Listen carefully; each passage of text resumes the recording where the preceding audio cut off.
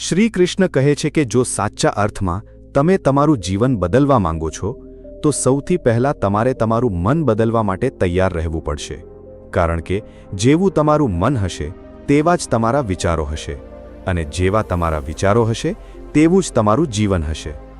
નીચ વિચાર રાખશો તો નીચ બનશો, સારા વિચાર રાખશો તો ઊંચાઈ પર જશો. શ્રી કૃષ્ણ કહે છે કે આ વાતને લઈને ક્યારેય દુઃખી ન થશો કે કોઈ તમને સમજી શકતું નથી. આ દુનિયામાં દરેક વ્યક્તિની અંદર એટલી કાબેલિયત નથી હોતી કે તે તમારી કાબેલિયતને સમજી શકે.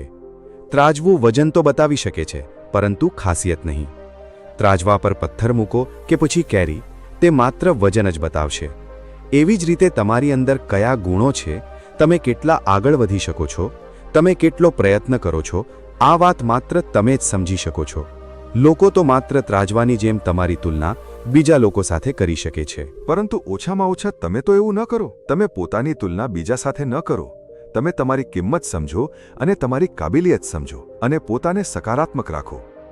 જિંદગીમાં આપણે તે કરીએ છીએ જે આપણે ઈચ્છીએ છીએ, પરંતુ થાય છે તે જે ઉપરવાળો એટલે કે ભગવાન ઈચ્છે છે. પણ કદાચ આપણે એ નથી જાણતા કે તે જે ઈચ્છે છે તે જ આપણા માટે સૌથી શ્રેષ્ઠ છે, કારણ કે ઉપરવાળો તે જોઈ શકે છે જે આપણી આંખો જોઈ શકતી નથી. હવે એનો અર્થ એ નથી કે આપણે આપણું કર્મ કરવાનું છોડી દઈએ, ભવિષ્યની ચિંતા કરવાનું પણ છોડી દઈએ અને બધું ઉપરવાળા પર છોડી દઈએ. મિત્રો, ઉપરવાળાની રમત બહુ નિરાળી હોય છે. તે એ જ આપે છે જે તે ઈચ્છે છે, પરંતુ કર્મ તમારી પાસે કરાવે છે.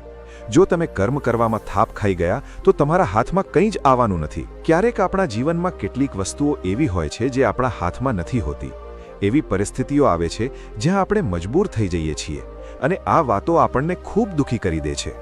તો આવી પરિસ્થિતિઓમાં દુઃખી થવાને બદલે જે થઈ રહ્યું છે તેને થવા દો, અને પોતાને એ વાત યાદ અપાવો કે ઈશ્વરે આપણી વિચારશક્તિ કરતાં પણ વધુ સારું આપણા માટે વિચારી રાખ્યું હશે. ક્યારેક ઈશ્વર તમારી સામે મુશ્કેલીઓ ઊભી કરી દે છે, ખરાબ પરિસ્થિતિ તમારી સામે આવી જાય છે. આવું એટલા માટે થાય છે કારણ કે તે તમને મજબૂત બનાવવા માંગે છે, તે તમને કંઈક શીખવવા માંગે છે. આવી ખરાબ પરિસ્થિતિઓમાં જે માણસ તૂટી જાય છે, જે માણસ હાર માની લે છે, આગળ વધવાની કોશિશ કરવાનો છોડી દે છે, તે પોતાના દ્વારા લેવાયેલા આ નિર્ણયોના કારણે હંમેશા માટે ત્યાંનો ત્યાં જ રહી જાય છે.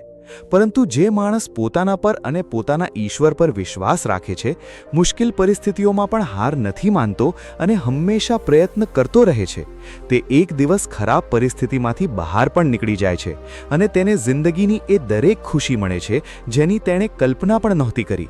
કારણ કે તે માણસ આ વાત યાદ રાખે છે કે સમય બદલાય છે. જો અત્યારે ખરાબ સમય ચાલી રહ્યો છે તો સારો સમય પણ આવશે. તેથી માત્ર તમે તમારા કર્મો પર ધ્યાન આપો. શ્રી કૃષ્ણ કહે છે કે તમે તમારું મૂલ્ય સમજો. જે દિવસે તમને તમારું મૂલ્ય સમજાઈ ગયું તે દિવસે આ દુનિયામાં કોઈના વખાણ કે કોઈની બુરાઈથી તમને કોઈ ફરક નહીં પડે. તે દિવસે તમે આ નાની નાની વસ્તુઓથી ઉપર ઉઠી જશો.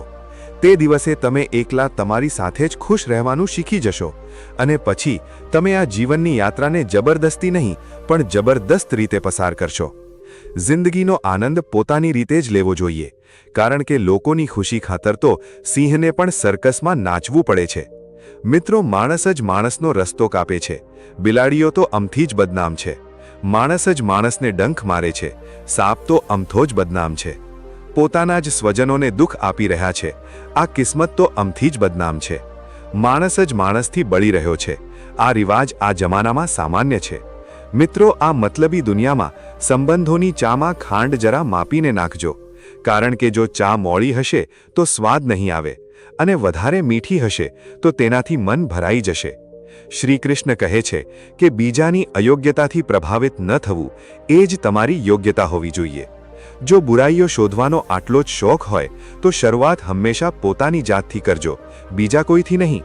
અને યાદ રાખજો, ભલાઈ અને સચ્ચાઈ ભલે તમે આખી દુનિયામાં શોધી લો, પણ જો તે તમારી પોતાની અંદર નથી તો તમને ક્યાંય નહીં મળે. જો કોઈ માણસ તમારી ભલાઈ અને ઈમાનદારીની કદર નથી કરી રહ્યો તો દુઃખી થવાને બદલે એ વાત યાદ રાખજો કે આજકાલ ભલાઈ પાછળ કોઈ નથી જતું, દરેક વ્યક્તિ બુરાઈ પાછળ જ જઈ રહી છે. જેમ કે દારૂ વેચનાર ક્યાંય નથી જતો, પણ દૂધ વેચનારને ગલીએ ગલીએ ફરવું પડે છે. શ્રીકૃષ્ણ કહે છે કે આ દુનિયાની સમસ્યા ભલે ગમે તેટલી ઊંચી અને મોટી હોય, તેનો ઉકેલ હંમેશા તમારી પાસે જ હોય છે. જેમ કે મંઝિલ ભલે ગમે તેટલી દૂર અને ઊંચી હોય, તેના રસ્તા હંમેશા તમારા પગ નીચે જ હોય છે. આ દુનિયાનું કડવું સત્ય છે કે સ્વાર્થ વગર કોણ કોને પૂછે છે. ઝાડ જ્યારે સુકાઈ જાય છે ત્યારે તેના પર પક્ષીઓ પણ રહેતા નથી. એટલે જ કહેવાય છે કે આ મતલબી દુનિયા સાથે કોઈ મતલબ ના રાખો, અને જો મતલબ રાખવો જ હોય તો માત્ર પોતાના કામથી કામ રાખો. મિત્રો, જિંદગી એક એવો રંગમંચ છે જ્યાં પાત્રને પોતાની જાતે જ ખબર નથી હોતી કે આગળનું દ્રશ્ય શું છે. તેથી હંમેશા શાંત રહો અને ધીરજથી કામ લો. આ ધીરજ અને સહનશીલતા કોઈ નબળાઈ નથી, આ તો એ તાકાત છે જે દરેક વ્યક્તિમાં નથી હોતી. મિત્રો, હંમેશા એ વાત યાદ રાખજો કે આ દુનિયામાં કંઈ પણ કાયમી નથી. તમારી જાતને વધુ પડતો તણાવ ના આપો. પરિસ્થિતિ ગમે તેવી હોય, ગમે તેટલી ખરાબ હોય, યાદ રાખજો કે આ પરિસ્થિતિ એકને એક દિવસ જરૂર બદલાશે. શરીર જેટલું હલતું ચાલતું રહે તેટલું જ સ્વસ્થ રહે છે, અને મન જેટલું સ્થિર રહે તેટલું જ સ્વસ્થ રહે છે. પરંતુ આજના જમાનામાં તો ઉલટું જ થઈ રહ્યું છે. લોકોનું શરીર એક જગ્યાએ બેસી રહે છે અને બીમાર પડી રહ્યું છે, અને મન હંમેશા અહીં તહીં ભટકતું રહે છે, નકામી વસ્તુઓ પાછળ દોડતું રહે છે. મિત્રો, અંતમાં બસ એટલું જ કહીશ કે આ જિંદગી ભગવાનની આપેલી એક ભેટ છે. એને આમ જ વેડફી ન નાખો. જિંદગીમાં આપણને ક્યારેક ખુશી મળે છે તો ક્યારેક દુઃખોનો સામનો કરવો પડે છે. પરંતુ જો તમે જિંદગીની આ કડવાશને તમારા જીવનમાં ઉતારી લીધી તો તમે જિંદગી જીતી લેશો. જીવનમાં દુઃખ, દર્દ અને હસી ખુશી થોડી ક્ષણો માટે જ હોય છે. આપણે આ પરિસ્થિતિઓનું અભિમાન પણ ન કરવું જોઈએ અને તેનાથી નિરાશ પણ ન થવું જોઈએ. હંમેશા હસીને જિંદગી પસાર કરો, કારણ કે તમે પોતે પણ નથી જાણતા કે આ કેટલી બાકી છે. તેથી હંમેશા સકારાત્મક વિચાર સાથે તમારા લક્ષ્ય તરફ આગળ વધતા રહો અને હંમેશા ખુશ રહો. હું તમને મળીશ આવતા વિડીયોમાં. જો વિડીયો સારો લાગ્યો હોય તો તેને લાઈક કરજો.